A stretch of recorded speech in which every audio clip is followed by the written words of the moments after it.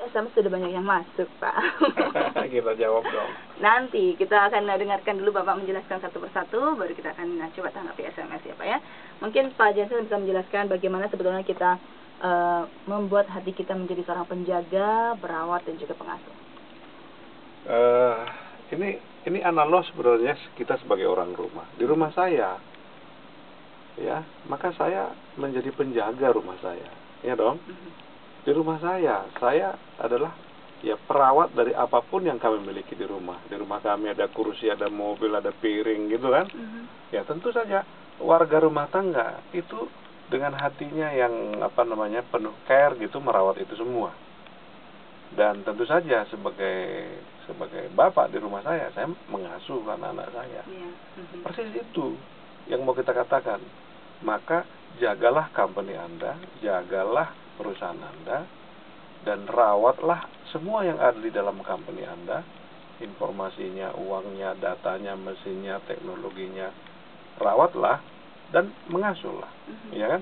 Nah, tentu ini membutuhkan hati yang berbeda, sense, katakanlah gitu, yang biasa disebut orang sebagai sense of belonging, ya Bang?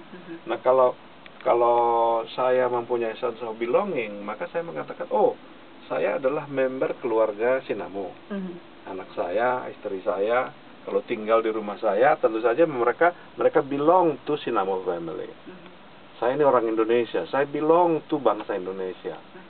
Nah, kalau Anda adalah karyawan PT X, maka Anda belong to PT X. Nah, sense of belonging adalah sebuah perasaan di mana Anda merasa sebagai warga, sebagai pemilik juga, sebagai orang yang amanah di situ, ya kan? Nah, ini dengan sense of belonging, dengan perasaan amanah, rasa tanggung jawab, lahirlah tiga yang kita bilang ini, menjaga. Ya, jadi kita menjaga supaya jangan dicuri orang, supaya jangan dirusak orang, supaya jangan dimasuki pencuri, supaya ibarat kebun gitu, supaya jangan dimakan oleh kambing liar gitu kan? Maka kita menjaga dan kita mengawal gitu loh. Nah, kalau kita menampilkan etos seperti ini dari dalam hati kita, maka bukan saja hati kita bertambah baik, tetapi apa yang kita kerjakan itu juga bertambah baik. Nah, problem di dunia kerja sekarang adalah sebaliknya. Seperti kita tahu misalnya, justru orang yang mestinya menjaga uang negara di kantor pajak, macam-macam yang dikerjakan, ya kan? Orang yang mestinya menjaga keadilan di kantor pengadilan, justru kemudian tidak merawat dan tidak menjaga dan tidak melakukan kegiatan-kegiatan yang seperti kita bilang ini. Apa yang terjadi adalah, dalam satu kata, ada kemungkinan kalau Anda bekerja, ada kemungkinan kalau seseorang bekerja, dia kehilangan hatinya. Mungkin dia dapat gaji, mungkin dia dapat fasilitas, tetapi dia kehilangan hatinya.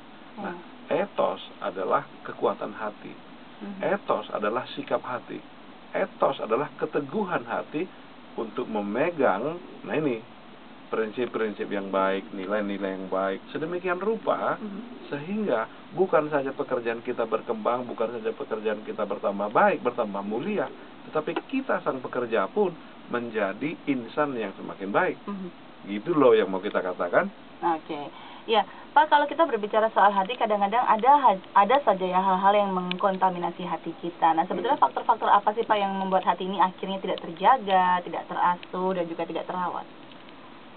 Itu kalau kita lupa, kalau kita kehilangan kesadaran, ya. Jadi saya lupa bahwa saya misalnya adalah seorang bapak gitu loh, misalnya. Loh, kalau saya lupa saya seorang bapak, ya gimana? Itu namanya lupa diri.